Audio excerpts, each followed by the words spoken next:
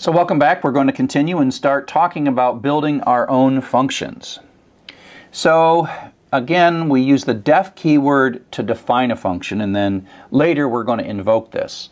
And there's a bit to it. We are defining the name of the function. In effect, we're extending Python and creating new predefined things that we can use, except it's our code. It starts with a def keyword, has some optional arguments, which we'll see in a bit. That's what the parenthesis is. And then the name, and the function names follow the same rules as variable names. And then you have an indented block, whatever code you want to do, and then you have a de-indented block, and that sort of defines the essence. The key thing here is this is not calling. It's not invoking. It's not executing. It's remembering. It's storing. It's figuring things out. So here is the output of a program that defines a function but then doesn't use it. So this is a sort of broken function. So here we go. We start x equals 5, print. You don't have to have all the defs at the beginning.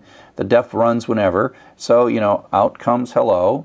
And then we define a function, and this says, oh, you want to make a new thing here. So I'll make a new thing. It's kind of like a variable in a sense. And then it copies this stuff, copies it up there, and says, later you probably are going to want to use this, so I'm going to remember it. So it doesn't do anything there. No output comes out. Then it says print yo, and out comes yo. And then it adds 2 to x, so x is now 7, and then it prints x, and there's no 7. There's 7. These print statements never ran. They never ran. Why? Because we did not invoke them down here. We defined them, but didn't invoke them. So let's take a look at how you invoke a function, right? You define it, and then you use it. Sometimes you define it once and use it once, but more commonly you define it once and use more than one time. Again, the store and reuse pattern. The def is the store, and the invoking is the reuse. So here's just a slightly different version of that last program, and so now it's going to actually invoke it. So x equals 5, print hello, def, so out comes hello. This produces, the def produces no output, right? But because there's a de-indent here, that is the entire blob of the code that is part of print lyrics. So it prints out yo, and now we're going to invoke. This is the call. We're going to call the function. Now the function goes up. Let's clear this. So we're down to here. Now this like suspends at this place. It's like remember to come back to here when we're done. Go up, run this code, and then come back, and then continue on. So it like leaves like a breadcrumb of where it's supposed to come back to. And then it runs, and then the print lyrics, of course, produces the 2 lines of output. And yeah, that should probably not have, that they should be up there. And then x equals x plus 2, which makes it 7, and then prints out 7. Okay, so this is the invoke or call the function. Okay, you defined it, and then later you called it.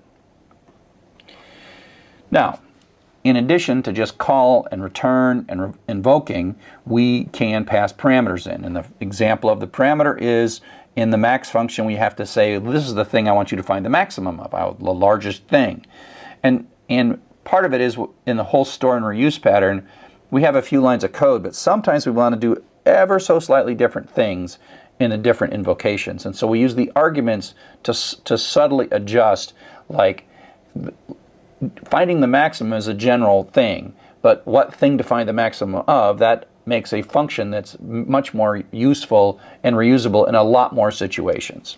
So arguments are the thing we passed in, and we define for our functions that we're going to build, we, on the def statement, so we say def, greet, name a function, and then this is the arguments, the things that are coming in.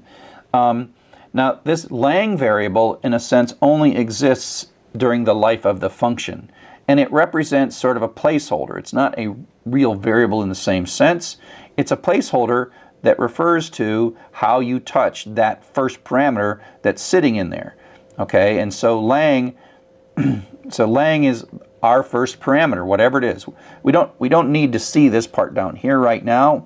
All we know is we're going to make a function, and we're going to take a parameter, and this lang is the placeholder that tells us what that parameter is. Okay, so within the function, we're going to check to see if the language is Spanish. If we are, print hello. Else, if the language is French, print bonjour. Otherwise, print hello. We have a very highly simplified language translation system here. So the def, of course, does nothing except remembers that and defines the concept greet. So that comes down, and now we're going to call it. And that says, go look up the thing that I defined called greet. If you don't put this in, greet is going to give you a traceback. But because you extended and named it greet, so it runs in, it starts, suspends the code here, starts up here, but then lang is now an alias to en. So now we can run if that is es, else if, I'm getting it all wrong now. Right, so en comes in as lang, we're coming in the code. If it's not es, it's not fr, else it prints hello, and then it comes back to the next line. And then we call it again, and this time es is lang, and so it runs this code and prints hola, and then next time it calls with this, and then it prints bonjour. You get the idea. So this is a placeholder so that on the successive calls or invocation of the function, we can get at whatever the programmer put in as that first parameter. And so we are saying in this definition, we are ready to receive a first parameter. Please call us with a parameter, and then we will be able to do something slightly different for the different values. So this is a reusable bit of function that prints hello in 3 different languages, and then we tell it what language at the moment that we're actually invoking it. So that's putting stuff into the function. Now getting stuff back out is the concept of returning. In the return statement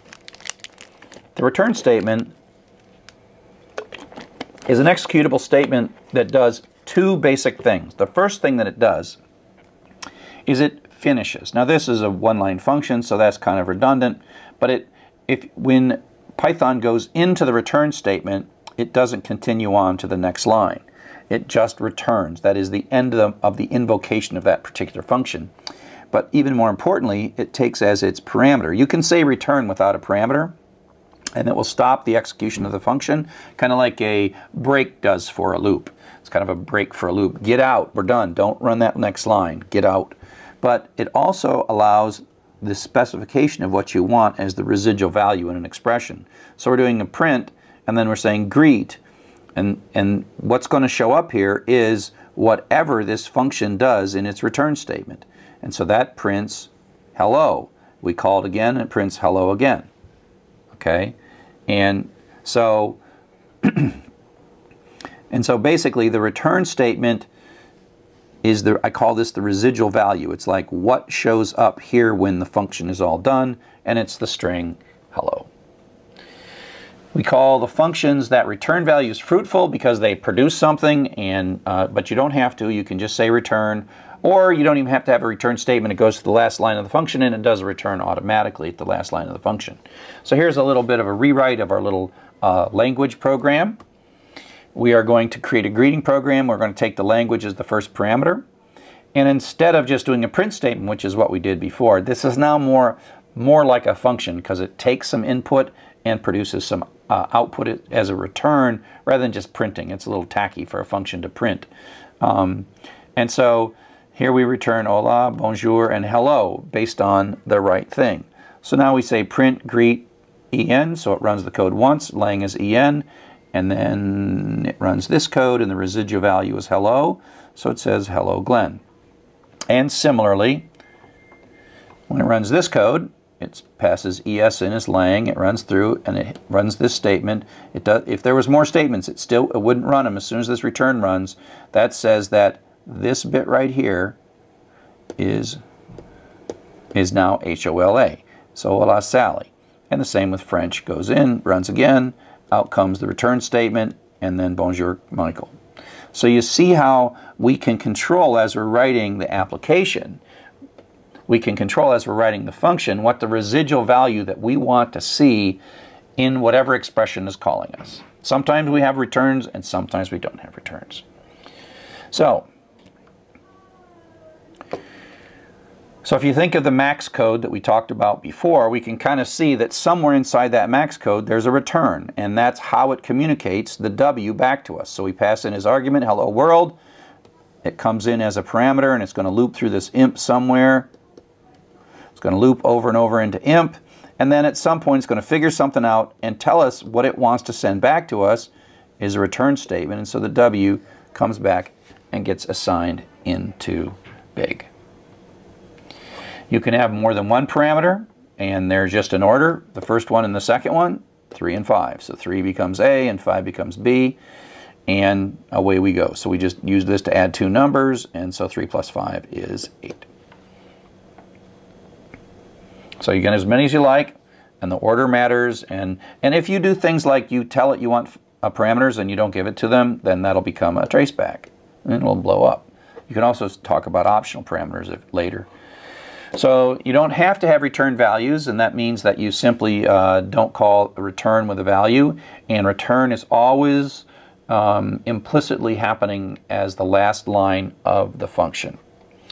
So that's kind of the basics of how functions operate, but I don't want you to get too excited about writing functions. Some programming classes are like, gotta write a function, gotta write a function. Functions, to be clear, are a very powerful mechanism. And as we write programs, 150, 200,000, 200 lines of code, 1,000 lines of code, 10,000 lines of code, the concept of a function is really important. We would go crazy if we didn't have functions. But if you're only writing 20 lines of code, forcing yourself to write a function is kind of pointless. So don't worry about maybe the lack of urge to use this. We are calling lots of predefined functions, and we will for the next couple of lectures. There will be a time when you go like, oh, I'm sick and tired of repeating myself. Oh yeah, time to write a function. So that's why we don't push functions prematurely. We just want you to know what they are, use them, and at some moment you'll be like, oh, I want to define one. But don't worry about, it might take a while before you really want to define a function. So that kind of summarizes our lecture on functions, and up next we're going to do iterations.